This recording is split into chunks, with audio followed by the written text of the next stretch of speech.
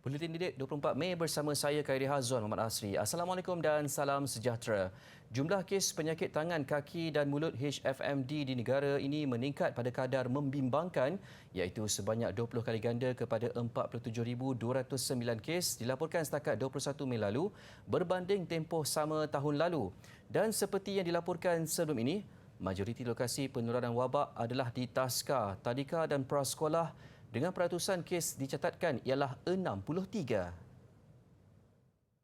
Ketua Pengarah Kesihatan Tan Sri Dr. Nur Hisham Abdullah berkata, daripada jumlah berkenaan, Selangor menyumbang kes terbesar iaitu sejumlah 13,640 kes atau 28.9%. Kuala Lumpur dan Putrajaya masing-masing 6,209 kes dan Perak 4,099 kes. Peningkatan kes HFMD itu turut dilaporkan di Kelantan dengan 3,726 kes dan Sabah 3,352 kes. Negeri-negeri lain mencatatkan kurang daripada 2,500 kes.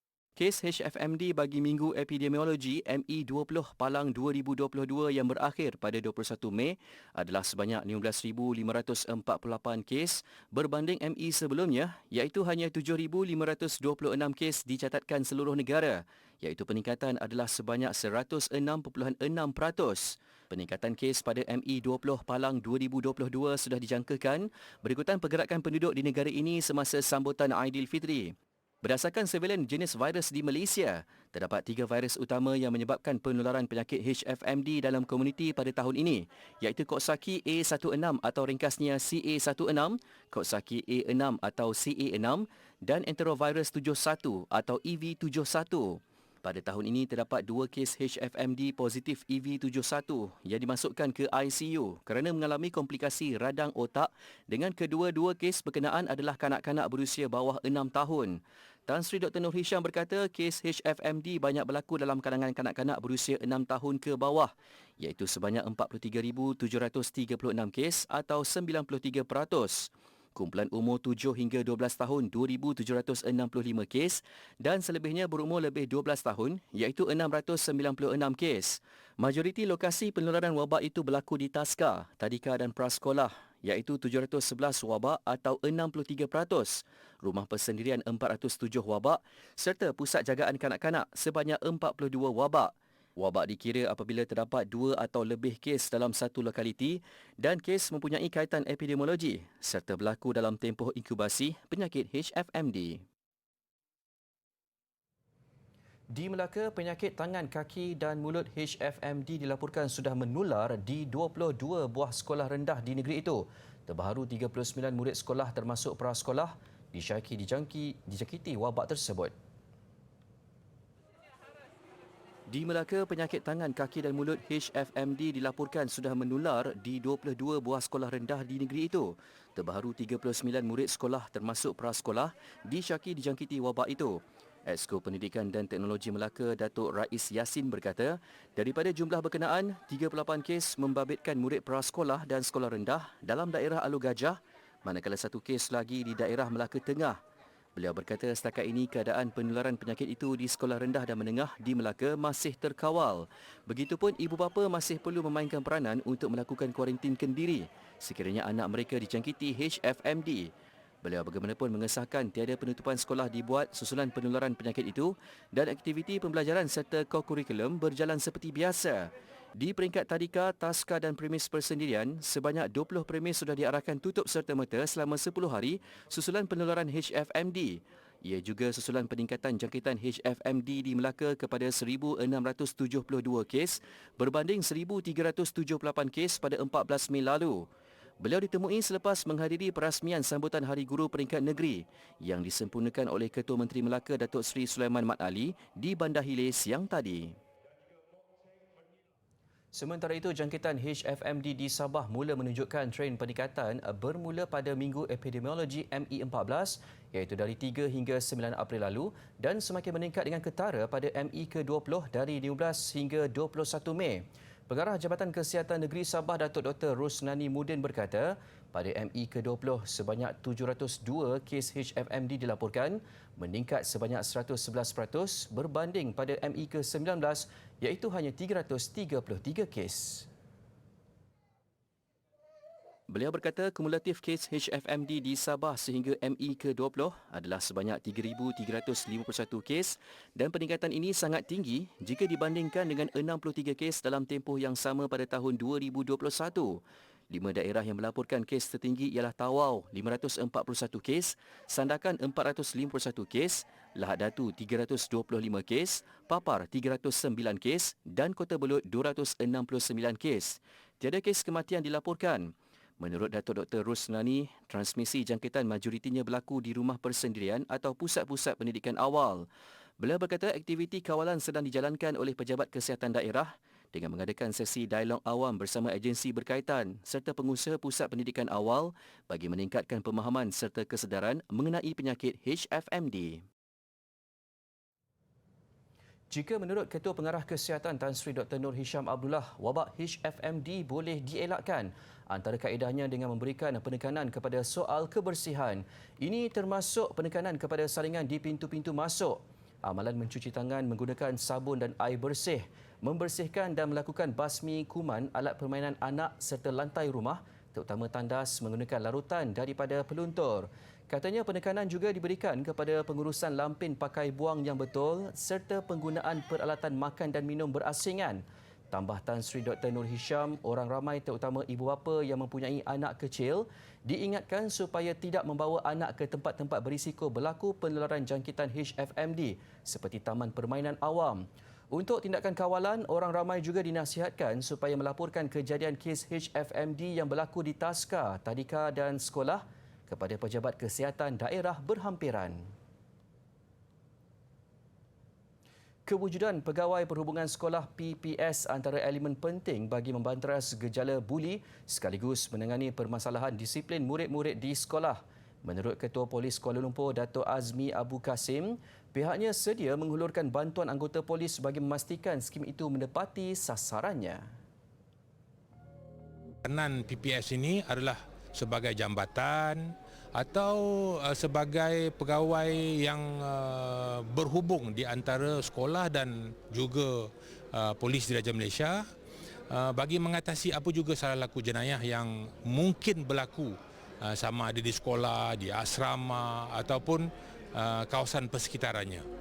Beliau berkata demikian selepas menyempurnakan pelancaran program anti-buli sekolah berasrama wilayah Persekutuan Kuala Lumpur tahun 2022-2023 di Ibu Negara siang tadi.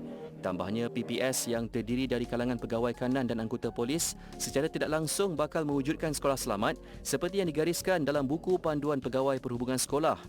Dalam pada itu, Pengarah Jabatan Pendidikan Wilayah Persekutuan Kuala Lumpur JPWPKL, Nur Hayati Abdul Wahab turut menekankan kepentingan mewujudkan hubungan mesra dan kerjasama yang lebih mantap di antara pihak sekolah dan PPS.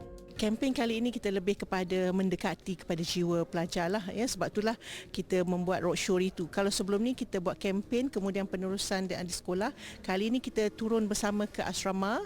Saya juga akan turun bersama-sama dengan pegawai PPD dan juga PPS. Kita buat bersama-sama program aktiviti bersama pelajar setiap sekolah itu, 24 buah sekolah itu, dan kita akan lihat impak dia pula. Jelasnya tempoh program akan berjalan sepanjang tahun seiring dengan tempoh persekolahan bagi tahun 2022-2023. Mengikut laporan polis, sebanyak 11 kes buli dilaporkan melibatkan sekolah di wilayah Persekutuan Kuala Lumpur dari tahun 2020 hingga kini.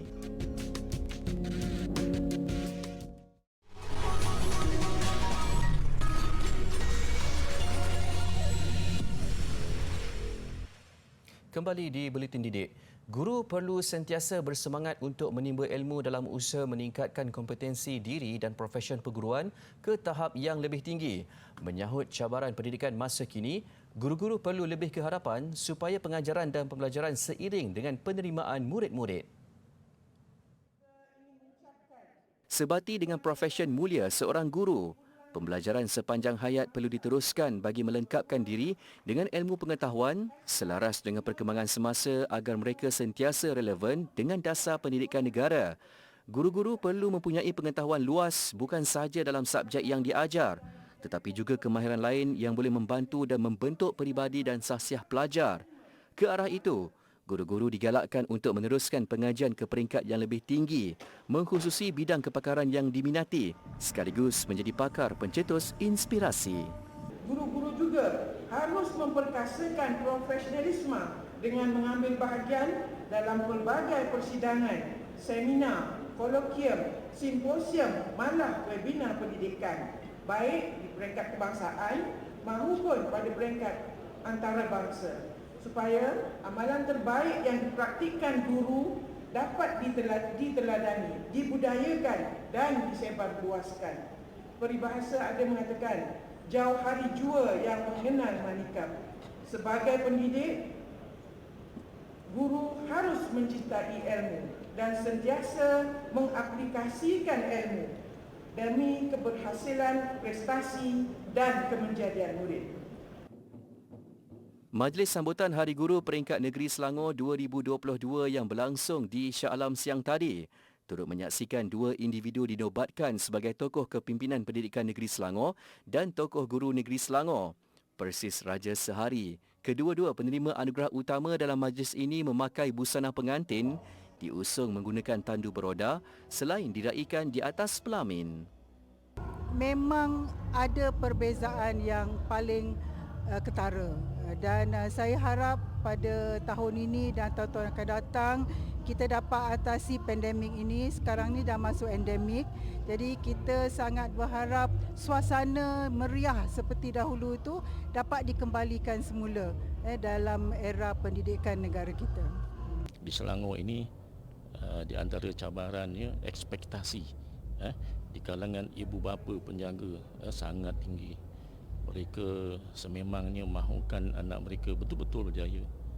Kemudian dari segi kompleksiti, perkara-perkara yang rumit, yang sukar untuk diselesaikan pun banyak. Selain daripada itu, volume, dari segi volume. Selain itu, seramai 27 orang guru turut diberi penganugerahan atas sumbangan dan pencapaian luar biasa mereka. Isu kekurangan ayam segar serta kenaikan harga ayam mentah di pasaran bukan alasan buat beliau tidak meneruskan perniagaan. Malah bagi seorang peniaga ayam goreng di Dungun, Terengganu, beliau mengamalkan konsep berniaga sambil bersedekah dengan menjual pada harga murah. Lebih dikenali sebagai Pakcik Ayam, Nazri Zainal, 46 tahun yang berasal dari Kedah, mula menjalankan perniagaan menjual ayam goreng di Bandar Paka, Dungun bersama isterinya Aspalela Maknor, 43 tahun sejak 15 tahun lalu. Bapa kepada 4 anak itu masih mengekalkan harga asal bagi seketul ayam gorengnya iaitu RM2 bagi seketul ayam goreng bersaiz biasa. Mengakui turut terkesan dengan isu kekurangan serta kenaikan harga ayam segar sekarang. Tekad Nazri cuma mahu berkongsi kesusahan yang dialami oleh orang ramai. Ini khususnya golongan kurang berkemampuan meskipun hanya mendapat untung yang sedikit. Jika dahulu beliau boleh menjual antara 350 hingga 400 ketul ayam goreng sehari, kini beliau hanya mampu menjual kurang daripada itu berikutan kekurangan bekalan ayam segar di pasaran. Kita sini kita target beli, budak-budak beli. Jadi dengan harga RM2 tu budak-budak mampu belilah. Walaupun harga ayam naik, tapi kita usahakan buat yang orang mampu beli, mampu milik. Ini memang bekalan susah sekarang. Oh, bekalan memang susah. Dah lah susah, mahal pula.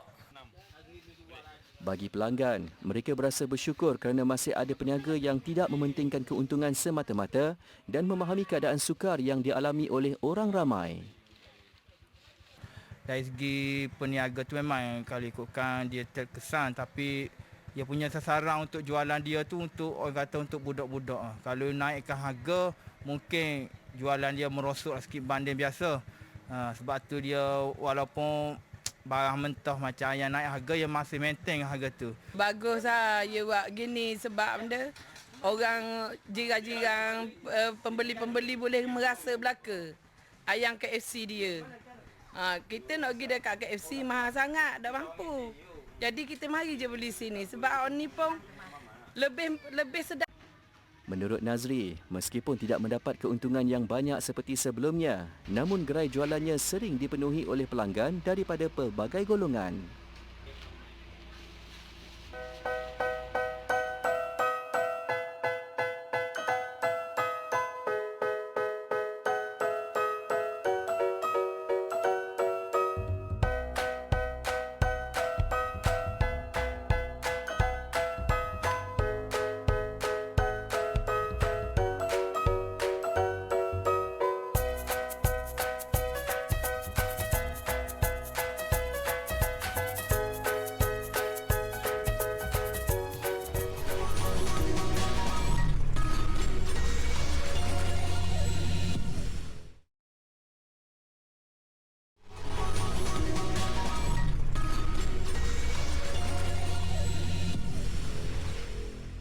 Ini antara yang wajar kita ambil maklum. Sekolah-sekolah di daerah Philadelphia, Amerika Syarikat memperkenalkan semula pemakaian pelitup muka kepada pelajar dan kaki tangannya. Ia berikutan berlakunya peningkatan semula kes COVID-19. Arahan membabitkan kawasan di dalam bangunan sekolah dan ketika pelajar di dalam bas. Menurut penyelaras sekolah daerah Philadelphia, pihak majlis tempatan turut menggalakkan pemakaian pelitup muka di dalam kawasan tertutup. Di pihak ibu bapa pelajar, reaksi mereka berbeza-beza. If numbers go up and, then the risk of spread goes up, and so, masks have to go back on to reduce that risk and get the numbers back down. It's just unnecessary, and it'll actually cause more respiratory problems. It will cause more harm than good having these masks. Our daughter's been wearing her mask even when it was not mandatory, and we told her she could take it off, but she says it's fine, and she doesn't worry about it, and we're proud of her for saying that that's the safest thing for her. Kes COVID-19 meningkat 4 kali ganda di daerah Philadelphia sejak 2 bulan lalu. Lagi inovasi yang sesuai untuk mendorong kita menjadi lebih kreatif. Di United Kingdom, penternak menggunakan sistem GPS ke atas ternakan lembu mereka. Langkah itu diyakini dapat menghapuskan penggunaan pagar tradisi dan membantu penternak menggilirkan ternakan mereka di kawasan ragut. Melalui kaedah itu, setiap ekor lembu perlu dipasangkan dengan kalung GPS.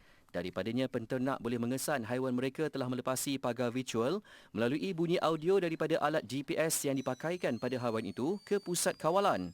Dan jika lembu itu masih berdegil, ia boleh dikejutkan dengan renjatan elektrik melalui alat GPS itu. Menurut penternak, cara itu lebih selamat berbanding jika mereka menggunakan pagar elektrik.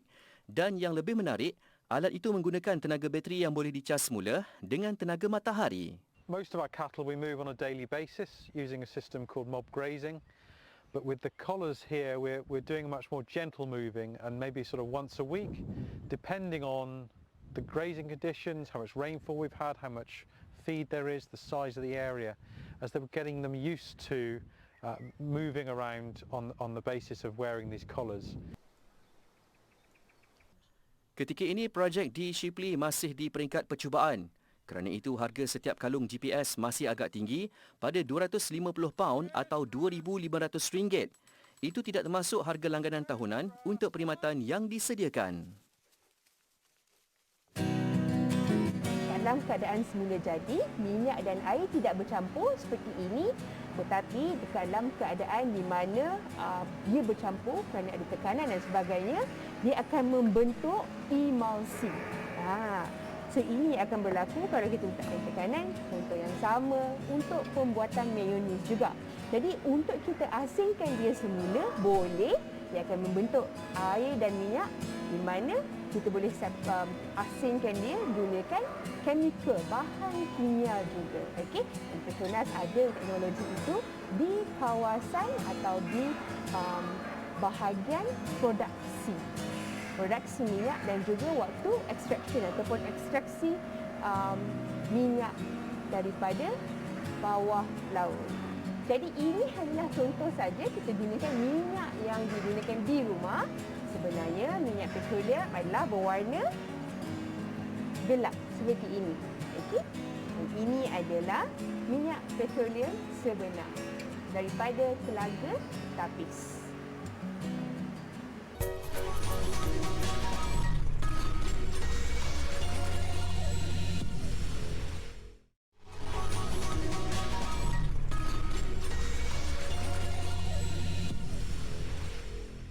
Masih di Buletin Didik. Terus kita ke perkembangan sukan.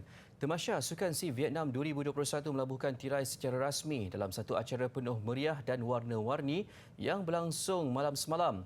Seperti diduga, tuan rumah Vietnam muncul juara keseluruhan, manakala kontingen negara meskipun berjaya melepasi sasaran 36 pingat emas, gagal mengekalkan kedudukan dalam kelompok 5 terbaik.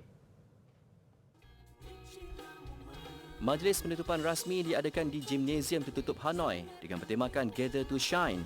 Ia dimulakan dengan persembahan nyanyian penyanyi tempatan Dong Hung, Kan Lin, Bao Tram dan Pham An Dui. Penghargaan turut diberikan tuan rumah kepada atlet olahraga terbaiknya Nguyen Thi Oan selepas mencatat kemenangan hat-trick dalam acara 1,500 meter, 3,000 meter dan 5,000 meter. Menteri Kebudayaan, Sukan dan Pelancongan merangkap Ketua Jawatankuasa Pengelola Sukan C ke-31 Nguyen Van Hung dalam ucapannya memberi penghargaan kepada 11 kontingen yang bertanding. Sukan C Vietnam ditutup secara rasmi dengan obor kejohanan dipadamkan dan bendera kejohanan diturunkan sebelum diserahkan kepada wakil tuan rumah Sukan C 2023 Kemboja.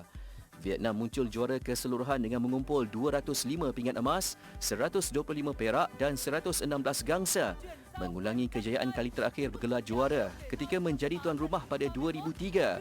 Kontingen negara pula berjaya melepasi sasaran 36 pingat emas selepas mengumpul 39 emas, 45 perak dan 90 gangsa untuk berada di kedudukan ke-6 keseluruhan.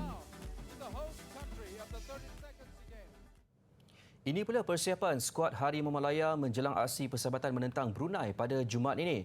Ketua Jurulatih Kim Pan Gon memanggil pemain Terengganu FC Muhammad Syahrul Nizam Roshasni bagi melengkapkan senarai 30 pemain dalam kem latihan pusat kebangsaan. Sekaligus ia peluang baik buat Syahrul membuktikan kemampuannya bagi merebut tempat untuk kepusingan kelayakan akhir Piala Asia 2023 Jun depan. Syahrul Nizam, 24 tahun, mengakui terasa begitu kerdil berbanding pemain terkemuka lain yang membarisi benteng pertahanan. Bagaimanapun, itu bukan penghalang buatnya memenuhi impian untuk merebut tempat dalam senarai terakhir untuk membawa cabaran negara ke pusingan akhir Piala Asia bulan depan. Syahrul Nizam sebelum ini terpalit dengan kontroversi selepas tidak melaporkan diri bersama skuad kebangsaan bagi menghadapi dua aksi persahabatan antarabangsa di Jordan Oktober tahun lalu. Ini rezeki saya buat kali kedua. Buat kali pertama ada masalah komunikasi dan alhamdulillah lah dapat kolak kali kedua ni rezeki buat saya lah. InsyaAllah saya akan buat yang terbaik. Saya rasa sangat teruja lah dapat kolak kali ni. Selepas Brunei, Malaysia akan mengharungi satu lagi perlawanan persahabatan menentang Hong Kong pada 1 Jun sebelum memulakan kempen kelayakan akhir Piala Asia 2023 bertemu Turkmenistan, Bahrain dan Bangladesh di Stadium Nasional Bukit Jalil.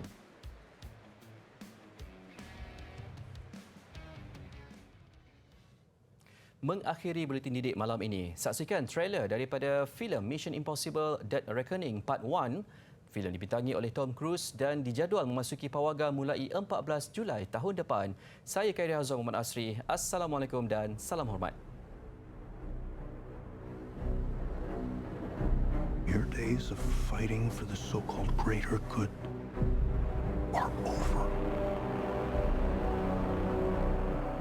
This is our chance to control the truth, the concepts of right and wrong for everyone for centuries to come. You're fighting to save an ideal that doesn't exist.